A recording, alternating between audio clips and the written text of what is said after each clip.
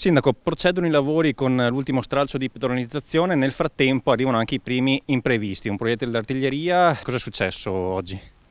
Questa mattina siamo stati avvisati dall'impresa Pacifici che sta facendo i lavori che a questa altezza qui, proprio di fronte alla farmacia Agustini, è stato trovato un proiettile. Hanno subito bloccato i lavori, abbiamo avvisato i carabinieri, io ho chiamato la prefettura e il capitano della nostra caserma.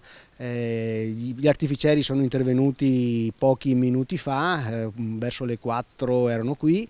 La zona è stata messa in sicurezza, abbiamo interdetto il transito sotto i portici. Era un proiettile di artiglieria italiana, 159 mm, sparato probabilmente tra il 17 e il 18, e rimasto a circa 1,5 metri di profondità. Lo hanno già portato via, temiamo che troveremo qualcos'altro perché questa zona qui è stata pesantemente bombardata, insomma.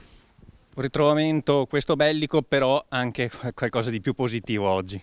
Sì, è curioso quello che sta venendo fuori da questi scavi, insomma, qual era la vecchia San Donà, cosa stiamo trovando. Qui per esempio è pieno di mattoni, perché quest'area era completamente edificata, c'erano case che sono state distrutte.